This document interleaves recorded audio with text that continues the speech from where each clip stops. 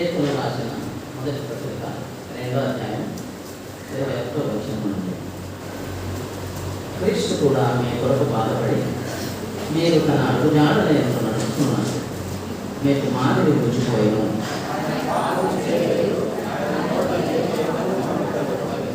ఆయన దూషించబడి ప్రజలు దూషింపలేదు, ఆయన శ్రమ పట్టబడి బెదిరింపగా న్యాయముగా తీర్పు తీర్చు దేవునికి తను తాను అప్పగించుకునేది.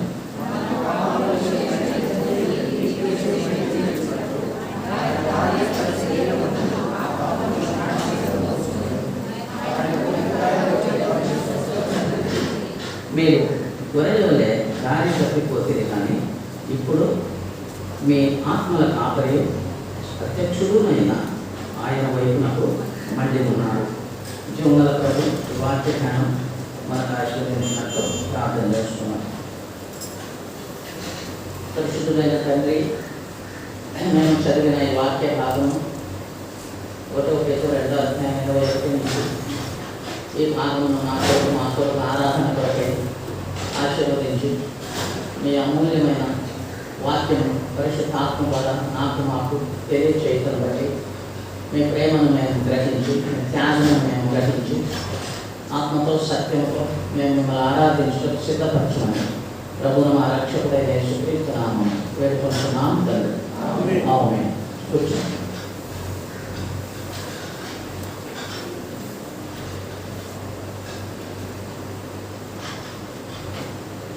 ప్రభువైన యేసుక్రీస్తు వారి యొక్క త్యాగము, ఆయన చెల్లించిన క్రయము మనకు ఇక్కడ పేతురు భక్తుడు రాసి పెట్టాడు. ఎంత గొప్ప క్రయము, త్యాగము ఆయన చేశాడు. ఏ నిమిత్తము? నా నిమిత్తమై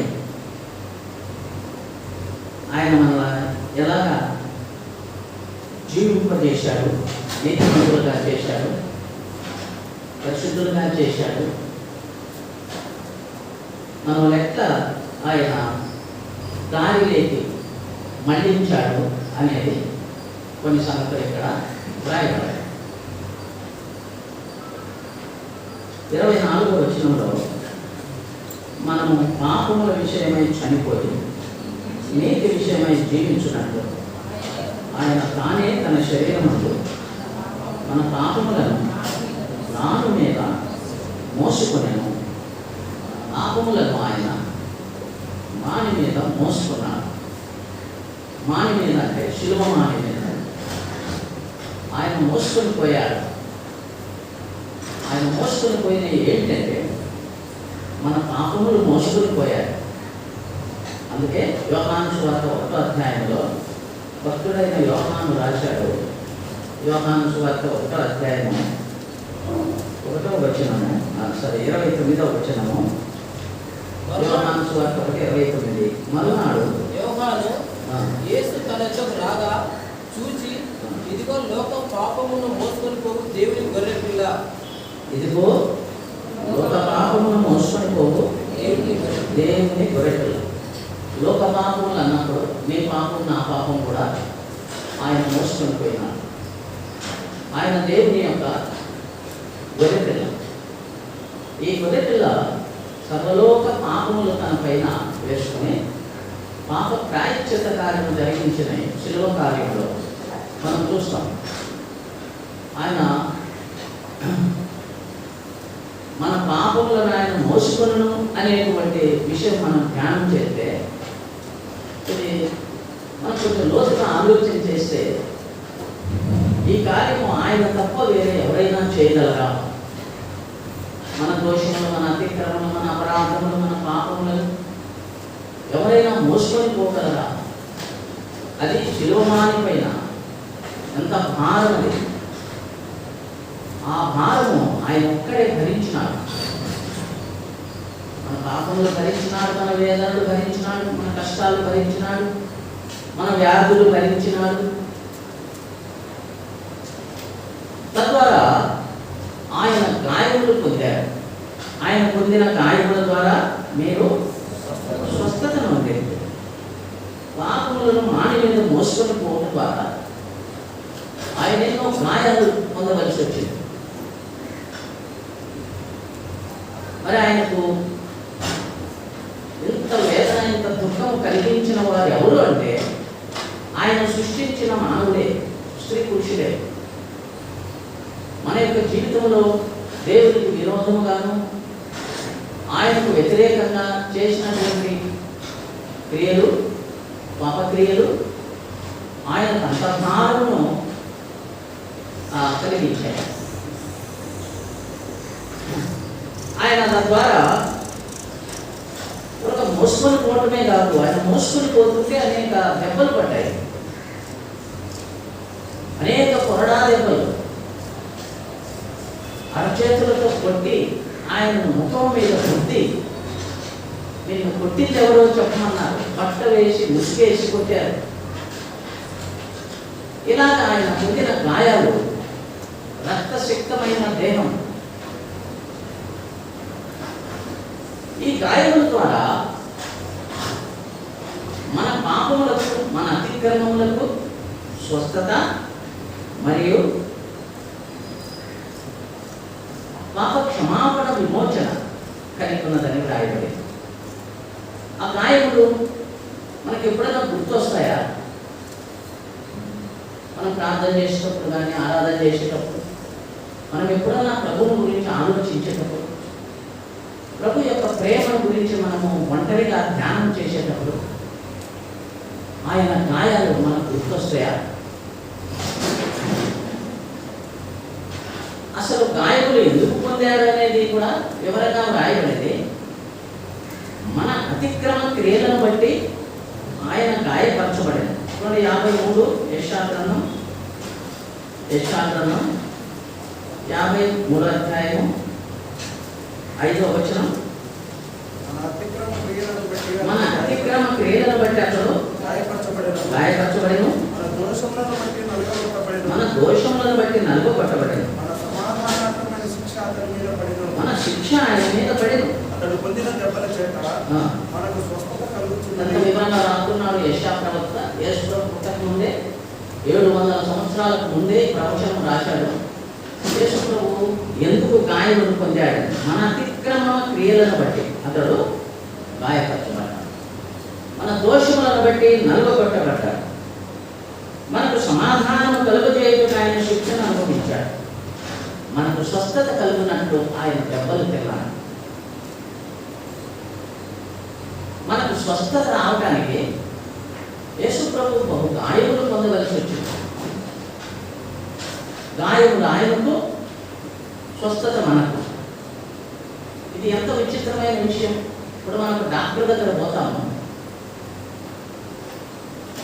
మన కొరకు ఆయన బాధపడతాడా, గాయములు పొందుతాడా, దెబ్బలు తింటాడా, మన రోగం ఆయన భరిస్తాడా? రోగానికి మందిస్తాడు, అంటే మన రోగం ఆయనని తీసుకోడు. కానీ ఇక్కడే రాయబడింది నిశ్చయముగా 53 యెషయా-గ్రంథం 53 4వ వచనం. నిశ్చయముగా అతడు మన రోగములను భరించను, మన వ్యసనములను వచించను. రోగం కలిగిన మనము డాక్టర్ దగ్గరికి వెళ్ళినప్పుడు మన రోగం ఆయన మోసుకోలేడు కదా, ఆయన తీసుకోలేడు కదా. రోగానికి ఏదో వైద్యం చేస్తాడంతే. కానీ ఈ డాక్టరు మన రోగాలను ఆయనే తీసుకున్నాడు, మన రోగము ఆయన పైన పడితే మనము పొందవలసిన శిక్ష, గాయములు ఆయన భరించినాడు. మనకు రావలసిన బాధ ఆయన సహించినాడు, మనకు రావలసిన గాయములు ఆయన పొందారు. ఉదాహరణ చెప్తా.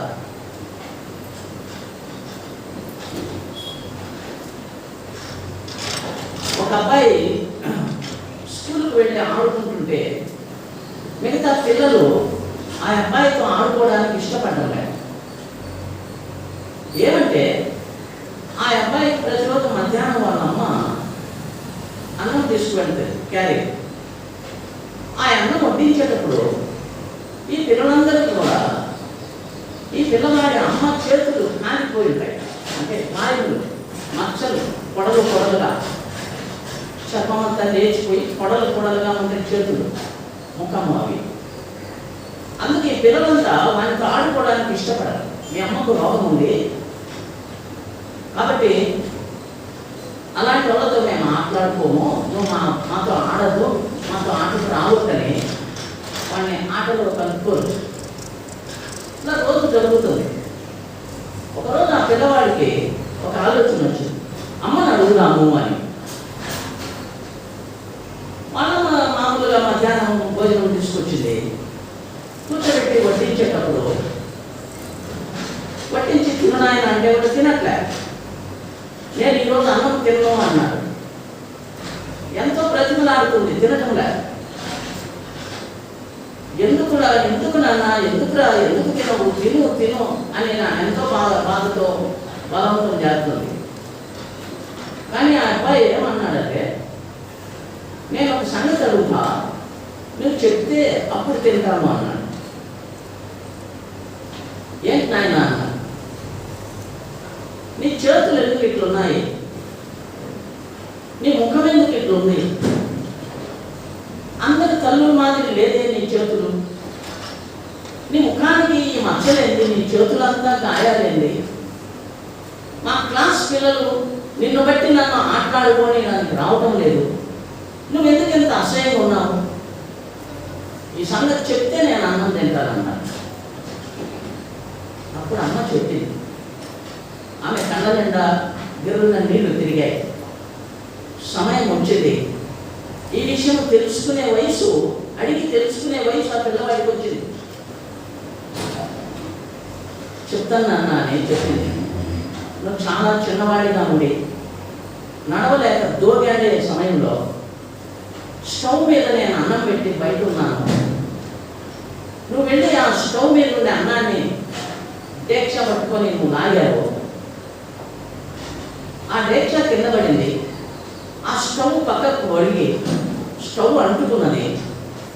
చాలా మంటలు రేగాయి. నువ్వు ఆ మంటల్లో నువ్వు ఇట్లా తిరిగి వెనక్కి రాలేక అక్కడే కాలిపోయే సమయంలో ఉన్నావు.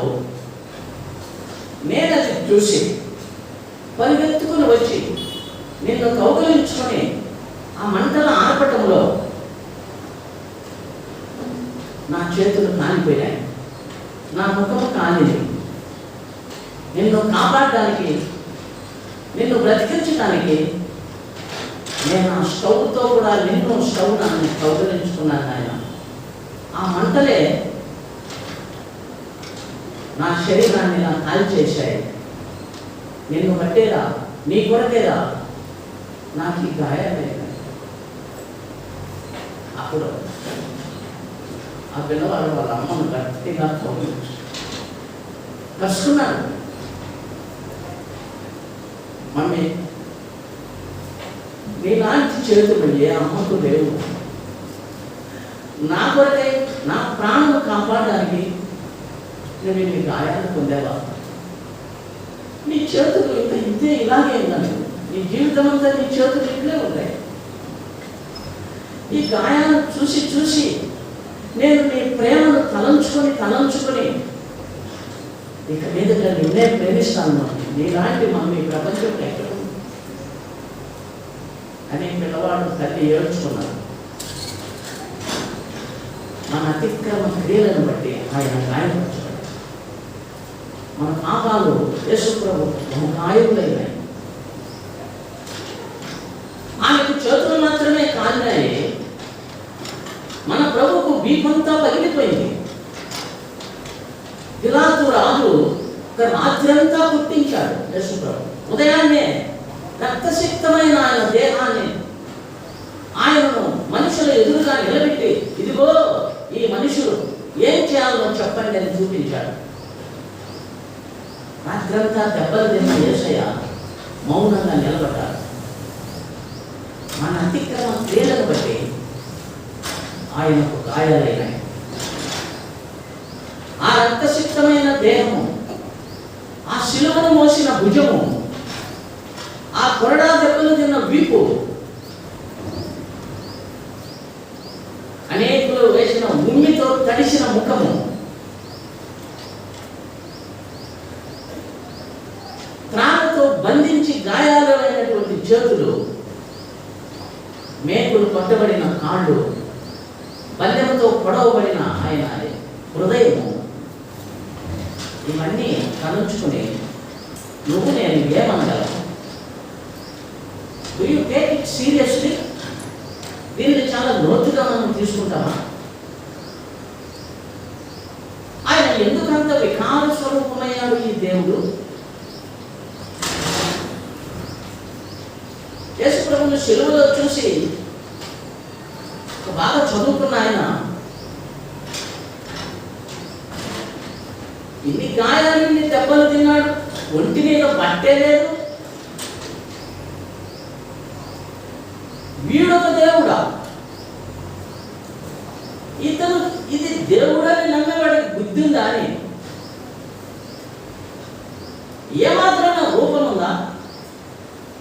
యెషయా రాశాడు ముందుగానే, సొగసు స్వరూపమును కోల్పోయినాడు.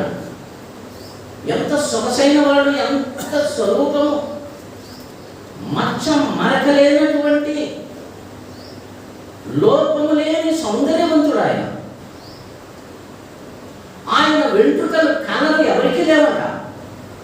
యేసు ప్రభు వెంట్రుకల కలరు, ఆ రంగు ద్రాక్షారసం రంగు అంటారు. కనుక పొల్లెంటుకలు ఉంటాయి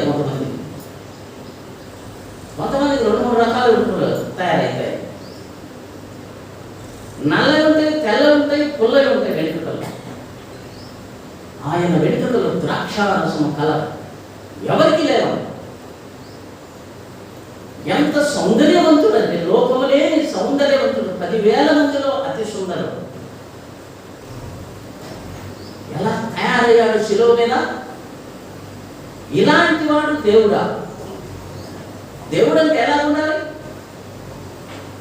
దేవుడు అంటే ఎలా ఉండాలి? పట్టు వస్త్రాలు పెట్టుకుంటారు, బంగారంతా దిగేసి ఉంటారు, పెద్ద కిరీటం పెట్టుకుంటారు. మనం చెప్పాను కదా, 45 కోట్ల రూపాయల కిరీటం ఒక భక్తుడు ఆ విగ్రహానికి పెట్టాడు.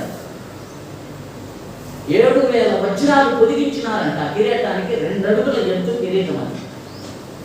అలా కిరీటం ఉండాలా, పట్టు వస్త్రాలు ఉండాలి, బంగారం దిగేసి ఉండాలి, అలంకారంగా ఉండాలి. చేతిలో ఒక గద, ఈ చేతిలో ఒక కత్తి, నోట్లో నుంచి ఏదో ఒక ఉంటుంది.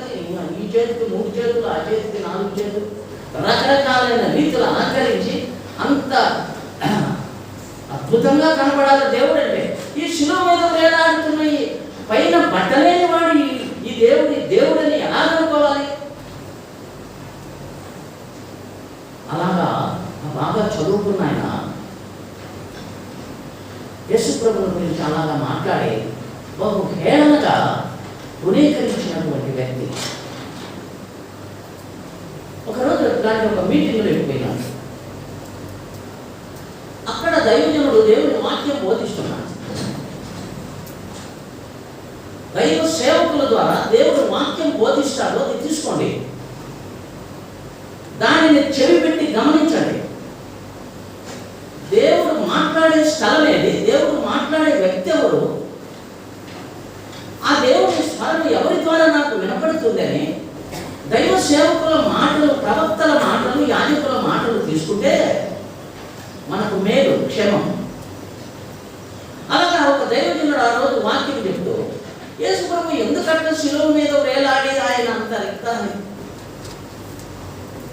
వికారముగా, సొగసు సౌందర్యం లేనివాడుగా ఎందుకున్నాడు, తన ఎందుకయ్యాడని వివరించినాడు.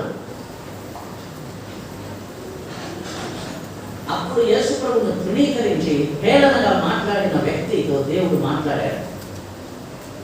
నీ కొరకే, నీ పాపముల కొరకు, నీ అతిక్రమముల కొరకు గాయపరచబడ్డాడు, నీ పాపము మోసుకొని పోయినాడు.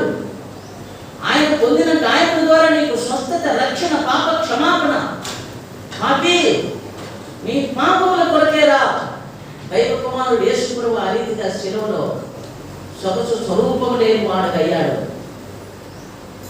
సౌందర్యంగా ఉంటే దేవుడు అనుకున్నావా? సౌందర్యంగా ఉంటే వాళ్ళందరూ దేవుళ్ళు, దేవతలు, వాళ్ళు దేవుళ్ళు కాదు. ఎన్నో పేదలలో వస్తుంది, ఆ వాహనం మీద ఊరేగుతున్నాడు, ఈ వాహనం మీద ఊరేగుతున్నాడని కదా. సుప్రీంకోర్టు జడ్జి వచ్చి, రాష్ట్రపతి వచ్చి, సీఎం పోయి, వీళ్ళందరూ పోయి వాటికి మొక్కుతున్నారు. ఈయనకెవరు మొక్కుతారు శిలువ దగ్గర? ఏముంది ఆయనలో చూడటానికి? అప్పుడు ఆయన హృదయంలో దేవుడు కార్యం చేసి, పాపినైన నా కొరకు ఇంతగా శ్రమ అనుభవించిన దేవుడు ఉన్నాడని నేను ఎప్పుడు వినలే, తృణీకరించిన మహాఘోర పాపిని నేను అని తన పాపాలు ఒప్పుకొని రక్షణ పొందాడు. రక్షించబడి తన జీవితాన్ని దేవునికి అప్పగించుకుని దైవ సేవకుడయ్యాడు. ఆయన పేరు ఆండ్రూస్ గారు, సంగారెడ్డిలో సేవ చేసే గొప్ప దైవజ్ఞుడు. ఎవరి కొరకు గాయములు? ఎందుకు మోసుకొని పోయాడు ఈ భారం అంతా? ప్రయాసపడి భారం మోసుకుంటున్నావే, నీ భారం ఆయన మోసుకున్నాడు అని వ్రాయబడింది. పిలుస్తున్నాడు కూడా ఆయన. నీ మీద నీ భారములను మోసుకొని పోయినా, నీ భారం అంతా ఇంకా ఏమేమి ఉందో నా పైన వెయ్యి. నీ భారము, నీ ఒక్కదాని భారము, నీ ఒక్కడి భారం మోసుకోవడానికి నాకేం పెద్ద పని కాదు. నేను సర్వలోక భారము మోసేవాడిని. నీ భారం ఏముందో నా పైన వెయ్యి. నీ ప్రయాస ఏముందో నాకు చెప్పు. చూడండి, మత్తయి 11:28, మత్తయి సువార్త 11:28.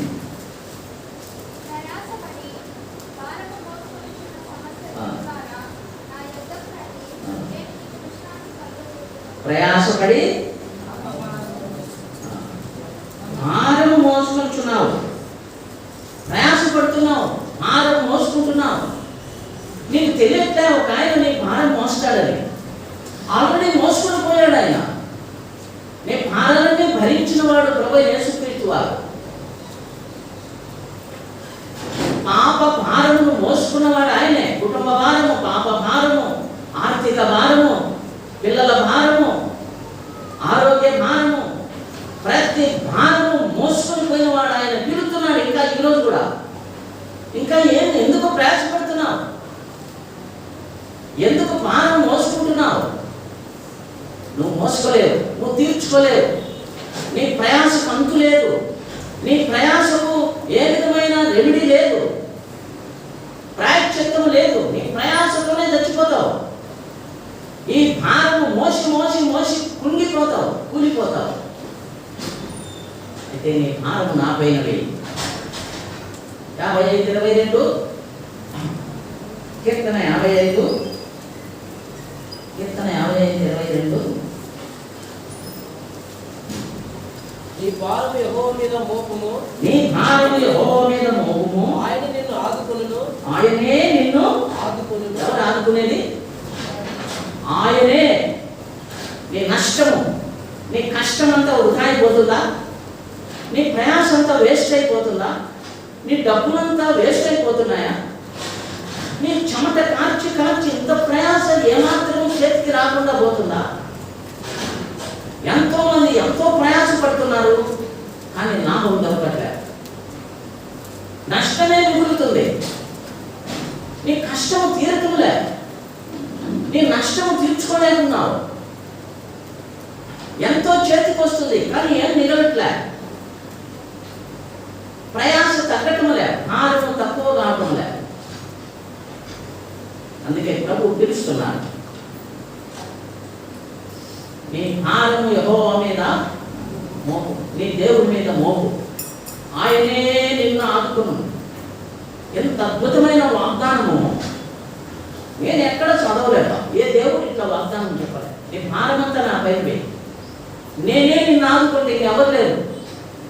ఎవరెవరి మీద ఆనుకున్నావు మోసపోతావు. నా పైన ఆనుకో. రండి, ప్రయాసపడుతున్నావు. ఇంత ప్రయాస ఎందుకు? నీ ప్రయాసకు వచ్చిన లాభమేమి? ప్రయాసపడి ప్రయాసపడి ఏమవుతుంది? చూడండి, 54 యెషయా గ్రంథం 54.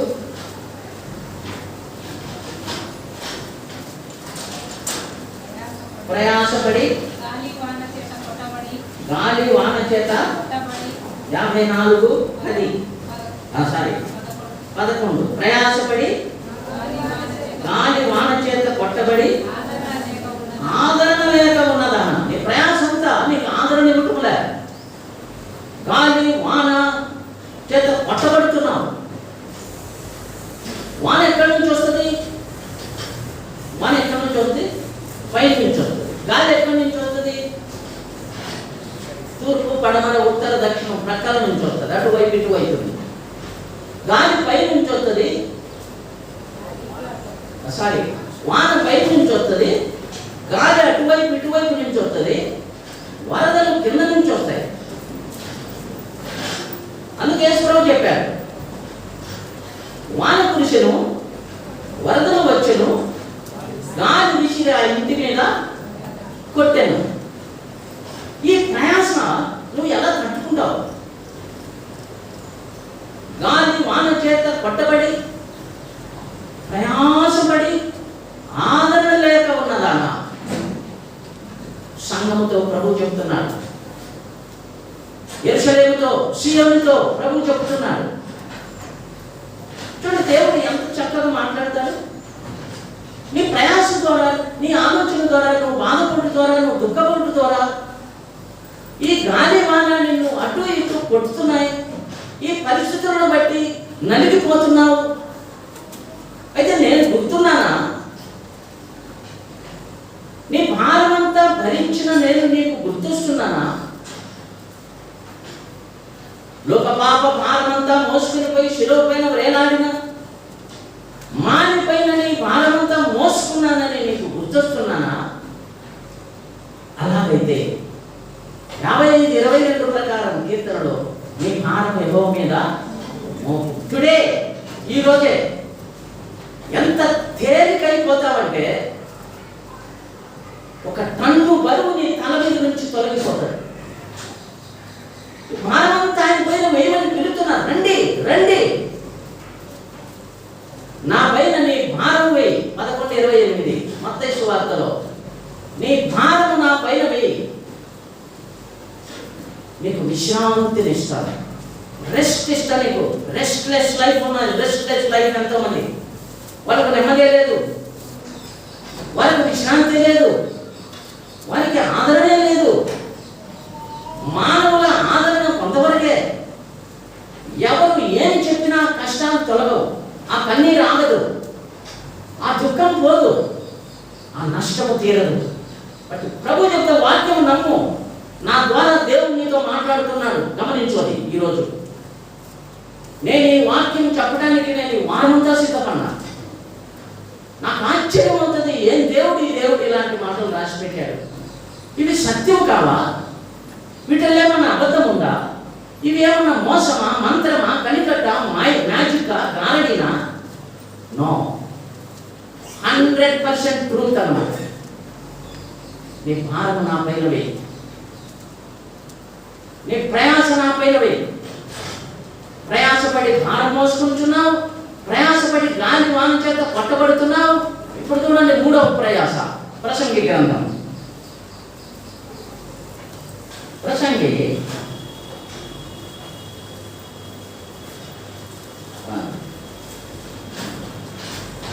10వ అధ్యాయము 15వ వచనం. ప్రసంగి 10:15. ఊరికి పోవు త్రోవ ఎరుగని వారై బుద్ధిహీనులు తమ ప్రయాస చేత ఆయాసపడదు. ప్రయాస ఏం చేస్తుంది? ఆయాస చేస్తుంది. ప్రాణానికి ఆయాస వస్తుంది. ఊరికి పోయే దారి తెలియటం లేదు. ఊరు అంటే దేవుని యొక్క రాజ్యం, పరలోకం, మనందరి ఊరు. ప్రభువు యేసుక్రీస్తు ఆ ఊరికి దారి చూపించాడు. దారి తెలియని నీకు నాకు దారి చూపించిన వాడు ఆయన. ప్రయాస చేత బుద్ధిహీనులు ఊరికి పోయే దారి తెలియక ఆయాసపడుతున్నారు, అలిసిపోతున్నారు.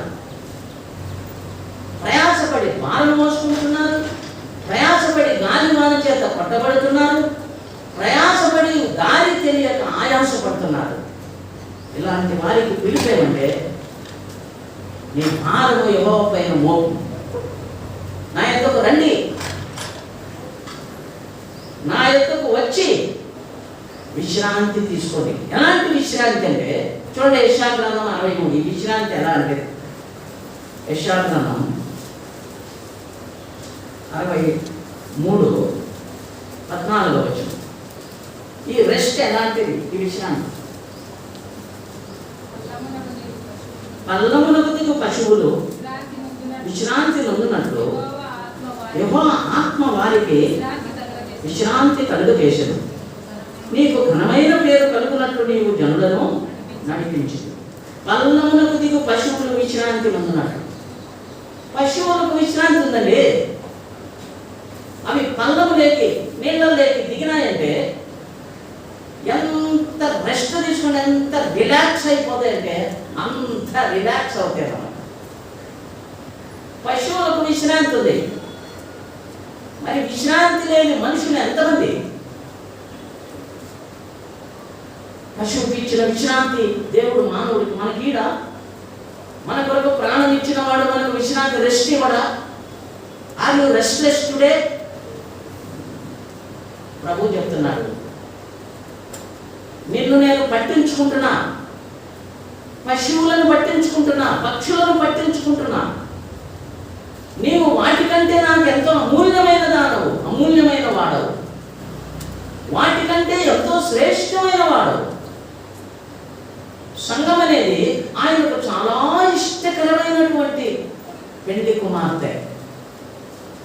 పెండ్లి కుమార్తెను చూచి పెండ్లి కుమారుడు సంతోషించినట్టు రక్షణ పొందిన స్త్రీ పురుషులను బట్టి ఆయన సంతోషిస్తాడు. వారు కష్టపడుతుంటే ఆ కష్టం ఆయన నా పైన వేయమంటున్నాడు. నేను మోసుకుంటా. You feel free. నువ్వు ఫ్రీగా ఉండు, నా పైన వేయాలి భారం. నాకు చెప్పు, ష్యూర్లీ తప్పక నేను నీ భారం భరిస్తా. లోక భారమంతా భరించేవాడని నేను. సర్వలోక భారం ఆయన ఒక్క భుజం మీద ఉంది. యెషయా గ్రంథం 9:6 చదవండి. సర్వలోక భారం ఆయన ఒక్క భుజం మీద ఉంది. యెషయా గ్రంథం 9:6. మనకు శిశువు పుట్టెను, మనకు కుమారుడు అనుగ్రహింపబడెను, ఆయన భుజము మీద రాజ్యభారము. ఆయన భుజము మీద నీ భారం మరి మోయలేదా? రాజ్య భారం అంతా మోసేవాడు. అనొచ్చు, నా బాధ ఎవరికి అర్థమవుతుంది? మనుషులకు అర్థం కాకపోవచ్చు, బాధలన్నీ అర్థం చేసుకునేవాడు ప్రభువే. తన బాధనంతా దేవుడికి చెప్పుకున్నాడు. దావీదును గురించి వ్రాయబడింది, తన బాధనంతా దేవుడికి చెప్పుకున్నది ఒక ఆమె. 12 సంవత్సరములు రక్తస్రావం కలిగిన స్త్రీ. ఆమె బాధంతా ప్రభువుకి చెప్పిందట. మార్కు సువార్తలో వ్రాయబడింది. కనుక నీ భారమును బాధను ఆయన భరించేవాడు. ఆయన అర్థం చేసుకుంటాడు. అరణ్యంలో హాగరును చూశాడు దేవుడు. 5 అబ్రహాము గారు హాగరు భుజం మీద ఒక నీళ్ళ శక్తి పెట్టి కొడుకుని తీసుకొని వెళ్ళిపో అరణ్యంలోకి పంపించినాడు. అరణ్యంలో అటు ఇటు తిరుగుతూ ఒకటే వేదనతో ఏడుస్తుంది. దిక్కులేని స్త్రీ ఒక బిడ్డను పెట్టుకొని ప్రభు ప్రత్యక్షమైన హాగరు, శారై దాసివైన హాగరు, ఎక్కడి నుంచి వస్తున్నావు, ఎక్కడికి వెళుతున్నావు? పరామర్శించి అడుగుతున్నాను, ఎక్కడి నుంచి వస్తున్నావు, ఎక్కడికి వెళుతున్నావు? తెలుసా ఆయనకి. అంటే నువ్వు నీ సంగతి చెప్పు, నాకు నీ బాధ చెప్పు, నాకు వినాలని ఆశ. మనం ప్రార్థన చేయాలని ప్రభు కోరుతున్నాను. నీ నోరు తెరువు, అడుగు, నన్ను చెప్పు, నీ విషయం ఏంటో, నీ బాధ అంతా నా దగ్గర కుమ్మరించు. అప్పుడు ప్రభు అన్నాడు, నీళ్ళ చిత్తి అయిపోయింది కదా, తిత్తిలో నీళ్ళు అయిపోయినాయి, ఆహారం లేదు, అరణ్యంలో బిడ్డ ఎలుగెత్తి ఏడుతున్నాడు. ఒక చెట్టు కింద పండబెట్టి ఆమె ఎలుగెత్తి ఏడుతుంది. ప్రభు మాట్లాడాడు, కొంచెం అటు ముందుకు చూడమ్మా. కొంచెం దూరం చూసేసరికి అక్కడ ఒక నీళ్ళ బుగ్గ పుట్టింది. పో, స్వచ్ఛమైన తాజా టేస్టీ వాటర్ ఉన్నాయి అక్కడ, పో, నువ్వు నీ కొడుకు తాగండి. అబ్రహాం ఒక సంచే కదా ఇచ్చింది నీళ్లు, నేను కూడా ఒక బుగ్గనే ఇచ్చాను. నీ బిడ్డను నిన్ను నీ బిడ్డను గొప్ప జనముగా చేస్తా. రాజులు వస్తారు నీ యొక్క గర్భవాసంలో నుంచి. ఆ ఊటనే అరబ్బులకు ఈరోజు ఉండే పెట్రోల్, డీజిల్. ఆనాడు దేవుడు పుట్టించిన బుగ్గ బావులై సముద్రాలైపోయింది. ప్రపంచానికి అంతా సప్లై చేస్తున్నారు అరబ్ కంట్రీస్ పెట్రోల్, డీజిల్. నిన్ను విడువను, నిన్ను ఎడబాయను, నీ భారం నా పైన వేయాలి. అరణ్యంలో మాటలు నేర్పిస్తున్నాడు హాగరుకు దేవుడు. కష్టాల్లో పాఠము నేర్పిస్తాడు. కష్టాల్లో దేవుడు నీ అంతకు వస్తాడు, నీతో మాట్లాడతాడు, నిన్ను దర్శిస్తాడు, నిన్ను ఆదరిస్తాడు, నిన్ను ఆశీర్వదిస్తాడు. కనుక నీ భారమును శిలువ మీద మోసుకొని పోయి, మాని మీద ఆయన మన అతిక్రమములను, పాపములను మోసుకొని పోయినాడు. నీ భారం ఆయన పైన మోపు. దుఃఖము, కష్టము చూసి తప్పించుకొని పోయేవాడు కాదు ప్రభు. బాధపడుతుంటే ముఖము దాటేసుకొని పోయేవాడు కాదు. ధారలుగా కన్నీళ్లు కళ్ళలో నుంచి కొళాయిలో కారినట్టు కారుతుంటాయి. దుఃఖం అలాంటిదే. ప్రతి బాష్పబిందును తుడిచివేస్తా. నీ జీవితానికి కష్టం ఎందుకు వచ్చింది, దుఃఖం ఎందుకు వచ్చింది, కన్నీరు ఎందుకు వచ్చింది, ఈ శ్రమలు ఎందుకు వచ్చినాయని నీకు అర్థం కాకపోవచ్చు, కానీ ఐ కెన్ అండర్స్టాండ్. నేనే దానిని అలా చేశాను, కానీ నిన్ను నేను విడవను. నువ్వు నలుగుతున్నావు, విరుగుతున్నావు, కానీ నేను నిన్ను విడవను. నలిగిన రెల్లును విరువడు, గడపనార ఒత్తిని ఆర్పడు. నలిగిన రెల్లు అంటే గడ్డిపోస. నలిగిపోయిన గడ్డిపోస పశువులు తొక్కుతాయి, మనుషులు తొక్కుతారు. ఆ గడ్డిపోస నలిగిపోతూ ఉంటుంది, కానీ దానిని కూడా ఆయన విరవడంట.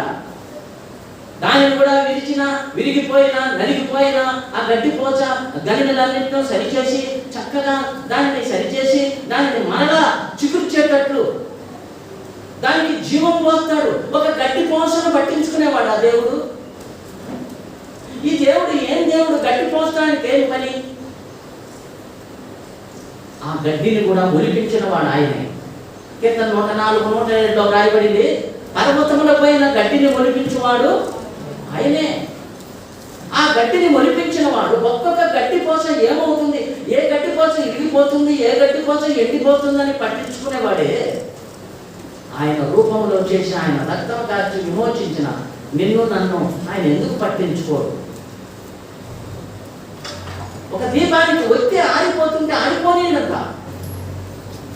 ఒక దీపం ఒత్తిని ఎందుకు ఆయన అంత పట్టించుకుంటున్నారు? దానికి నూనె పోసి సరిచేసి, దానిని కట్ చేసి, కరుడు కట్టినంతా తీసేసి, నలిపేసి, మరలా నూనె పోసి తిరిగి వెలిగిస్తాడు. అది మన దేవుడు. ప్రభుని ఆరాధించుటకు ఎంత లేదు నీకు నాకు. అసలు ఆగదిది. ఈ ఆరాధన ఆగదు. ప్రభు వచ్చినంత వరకు జరుగుతూనే ఉంటుంది. ఎన్ని కోవిడ్లు వచ్చినా, ఎన్ని వైరస్లు వచ్చినా, ఎన్ని కరోనాలు వచ్చినా, ఎన్ని వ్యాధులు బాధలు వచ్చినా, ప్రపంచం తల్లడిల్లినా ఆయన ఆరాధన ఆగదు.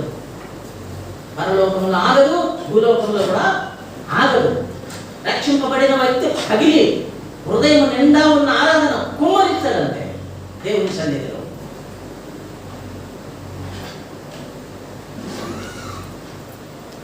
సింహాసనం అంత ఆసీనుడైన వాడు, దృష్టికి సూర్యకాంత పద్మరాగములను పోలిన వాడు, ఆయన చుట్టూ మనగతము వంటి ఇంద్రధనస్సు ఆవరించి ఉండగా, 24 పెద్దలు 4 జీవులు ఆయన ఎదుట ఉండగా, స్ఫటికము వంటి మహాసముద్రం ఆయన ముందు పారుచుండగా, వర్తమాన భూత భవిష్యత్కాలములలో ఉన్నవాడ, యుగ యుగములు జీవించుచున్న ప్రభువా మా దేవా, నీవే మహిమ ఘనత ప్రభావము పొంద అర్హుడవని మానక రాత్రింబగళ్ళు గాన ప్రతిగానములు చేస్తున్నారు పరలోకంలో. అదే ఆరాధన భూలోకంలో కూడా ఆగదు. కష్టాలు వచ్చినాయని గొంతు బొంగురు పోయిందా? మనసు బాధపడి విరుగుతున్నా, శ్రమలలో, బాధలలో, ప్రయాస చేత, గాలివాన చేత కొట్టబడి భారము మోసుకున్న వారు నా ఎంతకు నేను మీకు నెమ్మది ఇచ్చినాను. Wonderful God. ఎంత అద్భుతమైన యేసయ్య. రుచి చూస్తే తెలుస్తుంది. కాబట్టి ఉదయకాలం మన పాపములన్నీ మానిపోయిన మోసుకొని, మన భారాలన్నీ భరించి, మనకు విశ్రాంతినిచ్చి, నువ్వు వచ్చి నీ భారమంతా నా పైన వేయి, నీకు నెమ్మది కలిగిస్తా, నిన్ను విలువను నలుపను, నిన్ను బాగు చేస్తా, నీలాంజనములతో నిన్ను కట్టి మాణిక్య మణులతో నిన్ను అలంకరిస్తా.